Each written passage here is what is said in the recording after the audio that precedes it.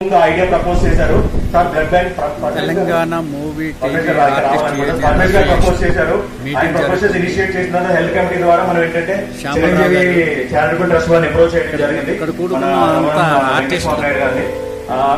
తర్వాత ఏంటంటే మన తద్వారా చిరంజీవి చారిటబుల్ ట్రస్ట్ సిఇఓ ఇందాక చిరంజీవి గారు ఇప్పుడు ప్రెసెంట్ హైదరాబాద్ లో లేరు, out of state out of కంట్రీలో ఉండడం రావాలి. ఆయన అటెండ్ అవ్వలేకపోయారు. డెఫినెట్లీ రేపు పొద్దున్న ప్రొవైడెడ్ ఒక ఆపర్చునిటీ తీసుకొని కంపల్సరీ మన యూనియన్ తరఫున వెళ్ళి ఆయన కూడా కలిసి మనం ఏవైతే సమస్యలను ఆయన విన్నవించుకొని ఇండస్ట్రీ పరంగా ఏదైతే ఆయన చేయగలరో డెఫినెట్లీ ఆయన సర్వీసెస్ కూడా మనం యూటిలైజ్ చేసుకుంటామండి.